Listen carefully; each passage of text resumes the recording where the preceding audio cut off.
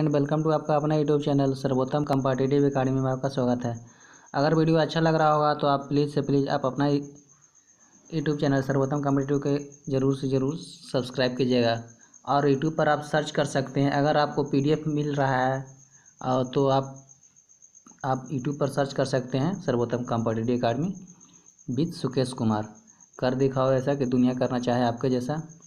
इसी के साथ हम आपको 30 इंपॉर्टेंट क्वेश्चन बताने जा रहे हैं जो आपको बिहार पुलिस, बिहार दरोगा, जो भी आपका करंट अफेयर आपका गवर्नमेंट एग्ज़ाम के लिए है, जो वेरी इंपॉर्टेंट है, सभी BPSC में पूछा हुआ क्वेश्चन है। चलिए, तो आपका क्वेश्चन स्टार्ट होता है, आपका GK GS का क्वेश्चन है। चलिए, पहला क्वेश्चन है आपका, अंतर्राष्ट्रीय परिषद इंटर स्टेट काउंसिलिंग का गठन संविधान के किस अनुच्छेद के अंतर्गत किया गया है? बताइए, संविधान के किस अनुच्छेद के तहत अंतर्राष्ट्रीय परिषद का गठन किया गया है? आपका 93, 293, 280, 283 कौन होगा?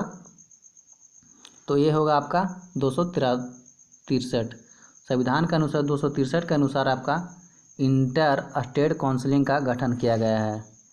चलिए, अगला क्वेश्चन है, ये आपका पार्ट 3 है आपका। इससे पहले 2 वीडियो आपको मिल चुका है, अगर आप नहीं देखे होंगे तो प्लीज़ आप डिस्क्रिप्शन में जाकर देख सकते हैं। और अगर आपको इसको PDF चाहिए तो आप डिस्क्रिप्शन से इसका PDF भी लोड कर सकते हैं। चलिए, अगला क्वेश्चन है आपका, नाखून पॉलिश निकालने वाले द्रव को क्या कहा जाता है? जो आपका नाखून में पॉलिश लेडीज लोग करती है, उसका रिमूव करने के लिए क्या किया जाता है, किसे यूज किया जाता है? तो आपका किसके यूज किया जाता है? तो आपको एसीटोन का यूज किया जाता है, जिससे आपका नाखून पॉलिश है का रंग जो छूट जाता है, किससे? तो एसीटोन से। चलिए, अगला क्वेश्चन है आपका, ये भी क्वेश्चन बहुत हमेशा पूछा गया है, कल्हन की राजतरंगिणी का अंग्रेजी अनुवाद निम्नलिखित में से किसने किया था? देखिए, कल्हन की जो राजतरंगिणी है वो बुक, जिसका अंग्रेजी में अनुवाद कौन किए थे? तो बताइए, 4 ऑप्शन है, इसमें से आपके कौन किए थे? तो आपका कौन किए थे? ये आपका किए थे सर ऑलेर अस्टीन। किसने? सर ऑलेर अस्टीन ने किए थे, सर ऑलेर अस्टीन ने किए थे। चलिए, अगला क्वेश्चन है आपका, अगर वीडियो अच्छा लग रहा हो तो प्लीज़ आप चैनल को लाइक कीजिएगा और सब्सक्राइब कीजिएगा। चलिए, आपका अगला क्वेश्चन है, देखिएगा, अगला क्वेश्चन है, निम्नलिखित में से मिलिंद पानो के लेखक कौन है? निम्नलिखित में से मिलिंद पाहनो का लेखक कौन है? तो मिलिंद पाहनो का लेखक है आपका कौन है? बताइए, मिलिंद पाहनो का लेखक है आपका नागसेन। कौन है? नागसेन। कौन है? नागसेन। अगर वीडियो अच्छा लग रहा हो तो आप चैनल को सब्सक्राइब कीजिएगा सर्वोत्तम कॉम्पिटिटिव एकेडमी, और वीडियो का PDF चाहिए तो आप लिंक से ले सकते हैं। अगला क्वेश्चन है आपका, बंगाल में द्वैध शासन किसने समाप्त किया था? बंगाल में द्वैध शासन किसने समाप्त किया था? तो बंगाल में द्वैध शासन आपको किसने समाप्त किया था? तो बंगाल में द्वैध शासन आपका किसने किया था समाप्त? तो वारेन हेगिस्टन ने बंगाल में द्वैध शासन को समाप्त कर दिया था। चलिए, अगला क्वेश्चन है, भारत का भूगोल नामक पुस्तक किसने लिखी है? भारत का भूगोल, इंडियन ज्योग्राफी, भारत का भूगोल नामक पुस्तक किसने लिखे हैं आपका? तो आपका टॉलमी। किसने लिखे हैं? तो टॉलमी। कौन लिखे हैं? तो टॉलमी लिखे हैं। चलिए, अगला क्वेश्चन है आपका, प्रसिद्ध चिकित्सक जीवक की नियुक्ति किसके दरबार में की गई थी? प्रसिद्ध चिकित्सक जीवक की नियुक्ति किसके दरबार में की गई थी? तो बताइए, आपका हो जाएगा आपका सही आंसर बिंबिसार। क्या होगा सही आंसर आपका? बिंबिसार। चलिए, अगला क्वेश्चन है आपका, बिंबिसार हो जाएगा इसका सही आंसर। अगला क्वेश्चन है आपका, हीराकुंड बांध किस नदी पर है? बताइए, हीराकुंड बांध किस नदी पर है? आपका वेरी इंपॉर्टेंट है। हीराकुंड बांध आपका किस नदी पर है? आपको तो महानदी पर है। कहाँ पर है? हीराकुंड बांध आपका महानदी के पास है। बेतवा नदी ये आपका इंडिया में, बिहार में है। चलिए, अगला है क्वेश्चन आपका, चलिए, बेतवा नदी आपका ये आपका गोदावरी नदी आपका कहाँ से निकलती है? तो महाराष्ट्र के नासिक से निकलती है। अगला क्वेश्चन है आपका, किसने फांसी पर चढ़ने से पहले यह इच्छा व्यक्त की थी कि उनकी राख को भारत के पुनः संगठित होने तक संभाल कर रखा जाए और एकीकरण के बाद उसे सिंधु नदी में विसर्जित किया जाए। किसने ये जब फांसी हो रहा था तो कौन ये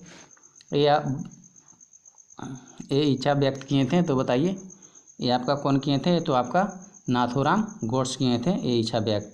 नाथूराम कौन थे? तो आपका महात्मा गांधी को गोली मारे थे जो ही है नाथूराम, जिन्होंने ये इच्छा व्यक्त किए थे कि उनकी राख को भारत के पूर्ण संगठित होने तक संभाल कर रखा जाए और एकीकरण के बाद उसे सिंधु नदी में विसर्जित कर दिया जाए।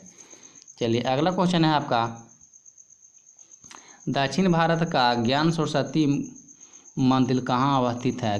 दक्षिण भारत का ज्ञान सरस्वती मंदिर कहाँ अवस्थित है? बताइए ज्ञान सरस्वती मंदिर कहाँ अवस्थित है? तो आपका कहाँ है? तो आपका हो जाएगा बक्सर। कहाँ है? बक्सर। कहाँ है?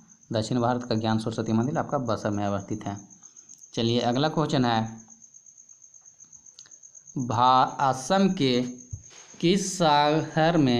के किस शहर में ब्रह्मपुत्र नदी अपने पश्चिम की ओर से कटकर दक्षिण में बांग्लादेश में प्रवेश करती है? तो कहाँ होता है ये बात?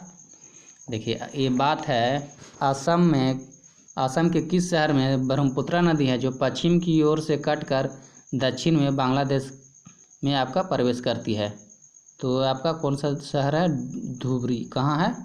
धुबरी शहर में आपका, असम के धुबरी शहर में आपका ब्रह्मपुत्र नदी है जो पश्चिम की ओर से कटकर दक्षिण के में बांग्लादेश में मुड़ जाता है। देखिए ऊपर से इसे इंडिया का मैप ये है, इसमें इंडिया का मैप में आपका ऊपर से आपका ब्रह्मपुत्र नदी आ रही है और इसके बाद ये असम में आती है धुबरी नदी के पास। तो ये आपका ऊपर ना जाकर पश्चिम में ना जाकर इधर अपना दक्षिण में बंगाल की खाड़ी में गिर जाती है, प्रवेश करती है। तो ये शहर है आपका धुबरी शहर है। चलिए अगला क्वेश्चन है, इकेबाना क्या है आपका? तो इकेबाना क्या है बताइए? इकेबाना आपका जापान की पुष्प सजावट की व्यवस्था को क्या कहा जाता है? इकोबाना कहा जाता है। जापानी पुष्प सजावट की व्यवस्था को क्या कहा जाता है? इकोबाना कहा जाता है। अगला क्वेश्चन है, पक्षियों के अध्ययन को वैज्ञानिक को क्या कहते हैं? पक्षियों के अध्ययन के विज्ञान को क्या कहा जाता है? बताइए पक्षियों के अध्ययन के विज्ञान को कहा जाता है आपका क्या कहा जाता है? देखिए आर्थियोनोलॉजी। क्या कहा जाता है? आर्थियोनोलॉजी। चलिए अगला क्वेश्चन है, राष्ट्रमंडल खेल का आयोजन कितने वर्षों के अंतराल पर किया जाता है? ये बहुत ही इंपॉर्टेंट क्वेश्चन है। राष्ट्रमंडल खेल का आयोजन कितने वर्षों के अंतराल पर किया जाता है? तो आपका 4 वर्ष के अंतराल पे किया जाता है। राष्ट्रमंडल खेल का आयोजन 4 वर्ष के अंतराल पे किया जाता है, 4 वर्ष। चलिए अगला क्वेश्चन है आपका, अगर वीडियो अच्छा लग रहा हो तो आप चैनल को सब्सक्राइब कीजिएगा, लाइक कीजिएगा और बेल आइकन जरूर प्रेस कीजिएगा। चलिए बोरलॉग पुरस्कार किस क्षेत्र में दिया जाता है? बोरलॉग पुरस्कार किस क्षेत्र में दिया जाता है? बताइए बोरलॉग पुरस्कार आपका दिया जाता है किस क्षेत्र में? तो बोरलॉग पुरस्कार आपका कृषि क्षेत्र में दिया जाता है। किसमें? तो आपका कृषि क्षेत्र में दिया जाता है। बोरलॉग पुरस्कार कृषि क्षेत्र में दिया जाता है। चलिए अगला क्वेश्चन है, प्रसिद्ध गणितज्ञ श्रीनिवासन रामानुजन का जन्म कहाँ हुआ था? तो बताइए ये आपका श्रीनिवासन रामानुजन का जन्म कहाँ हुआ था? ये आपका हुआ था इंदौर। कहाँ हुआ था? तो इंदौर में हुआ था। कहाँ हुआ था? आपका इंदौर में हुआ था। ये बहुत ही इंपॉर्टेंट क्वेश्चन है। गणितज्ञ थे श्रीनिवासन रामानुजम, जिसका जन्म इंदौर में हुआ था। अगला क्वेश्चन है आपका, नेता सुभाष चंद्र बोस का जन्म स्थान बताइए। नेता सुभाष चंद्र बोस का जन्म स्थान कहाँ हुआ था? देखिए नेता सुभाष चंद्र बोस जी का जन्म स्थान कहाँ हुआ था? आपका कटक में हुआ था। कहाँ हुआ था? कटक में हुआ था। कहाँ हुआ था? कटक में हुआ था। देखिए कटक में हुआ था। नेता सुभाष चंद्र बोस जी का जन्म कटक में हुआ था। कुछ लोग गलती से आपका हजारीबाग भी मार सकते हैं, क्योंकि ये हजारीबाग में एक झारखंड में हजारीबाग में पड़ता है और झारखंड में एक नेता सुभाष चंद्र बोस गोमो नाम का स्टेशन भी पड़ता है, जिसे समझकर ये आपका हजारीबाग भी ऑप्शन मार दे सकते हैं, लेकिन ये इसका सही ऑप्शन होगा कटक। और देखिए ये आपका कुछ लोग कोलकाता भी मार दे सकते हैं, क्योंकि कोलकाता में जो आपका वहाँ के लोग हैं जिनका टाइटल में ज़्यादातर बोस रहता है, चलिए, तो ये गलती नहीं कीजिएगा। सुभाष चंद्र बोस का जन्म आपका कटक में हुआ है। चलिए, अगला क्वेश्चन है आपका, जगन्नाथ मिश्रा किस राज्य के 3 बार मुख्यमंत्री बने हैं? ये आपका जगन्नाथ मिश्रा किस राज्य के अपना 3 बार मंत्री बने हैं, 3 बार मुख्यमंत्री बने हैं? तो ये आपका अपना राज्य है बिहार का। जगन्नाथ मिश्रा 3 बार मुख्यमंत्री बन चुके हैं। ये वेरी इंपॉर्टेंट क्वेश्चन है। चलिए, बिहार हिस्ट्री के लिए। चलिए, अगला क्वेश्चन है, भानु सिंह छद्म नाम भानु सिंह का प्रयोग किसने किया? बताइए। छद्म नाम भानु सिंह का प्रयोग किसने किया? बताइए। ये आपका इंपॉर्टेंट क्वेश्चन है। छद्म नाम भानु सिंह का प्रयोग किसने किया है? तो आपका किसने किया है? ये आपका किए हैं रविन्द्रनाथ टैगोर किए थे। कौन किए थे? तो रविन्द्रनाथ टैगोर जी किए थे। कौन किए थे? रविन्द्रनाथ टैगोर जी किए थे। अगला क्वेश्चन है आपका, चलिए, आपका 20वां क्वेश्चन है, असम में पोवा मक्का किसका मकबरा है? बताइए। असम में पोवा मक्का किसका मकबरा है? ये इंपॉर्टेंट क्वेश्चन है आपका। असम में पोवा मक्का आपका किसका मकबरा है? तो आपका पीर गयासुद्दीन औलिया। किसका? पीर गयासुद्दीन औलिया। किसका है? पीर गयासुद्दीन औलिया। चलिए, अगला है आपका,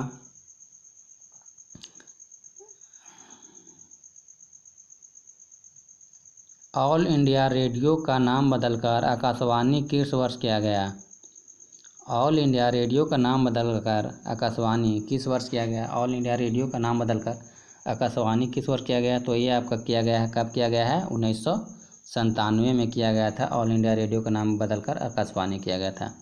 ये इंपॉर्टेंट क्वेश्चन सभी का सभी है। अगर वीडियो अच्छा लग रहा होगा तो आप अपना यूट्यूब चैनल सर्वोत्तम कॉम्पिटिटिव एकेडमी को ज़रूर से ज़रूर सब्सक्राइब कीजिएगा। चलिए, थैंक यू। अगला क्वेश्चन है आपका, मुआसिर ए आलमगीरी के लेखक कौन थे? मुआसिर ए आलमगीरी का लेखक कौन थे? बताइए। मुआसिर ए आलमगीरी का लेखक कौन थे? तो मुआसिर ए आलमगीरी का लेखक आपका थे मुस्तैद खान। कौन थे? मुस्तैद खान। कौन थे? मुस्तैद खान। कौन थे? मुस्तैद खान थे। कौन थे? मुस्तैद खान थे। चलिए, अगला क्वेश्चन है आपका, डियागो गारियन द्वीप स्थित है। डियागो गारियन द्वीप स्थित है। कहाँ स्थित है? डियागो गारियन द्वीप कहाँ स्थित है? बताइए। ये आपका डियागो गारियन द्वीप कहाँ स्थित है? तो डियागो गारियन द्वीप आपका हिंद महासागर में स्थित है। कहाँ स्थित है? तो हिंद महासागर में स्थित है। कहाँ स्थित है? हिंद महासागर में स्थित है। अगला क्वेश्चन है, भारत के मुख्य चुनाव आयुक्त की अवधि है। भारत के मुख्य चुनाव आयुक्त की अवधि होती है। तो बताइए। ये आपका अभी चुनाव आयुक्त चुनाव हो रहा है, तो भारत का चुनाव आयुक्त कौन बने हैं? तो राजीव कुमार बने हैं। ये आपका प्रेजेंट में भारत का चुनाव आयुक्त कौन बने हैं? तो आपका राजीव कुमार बने हैं।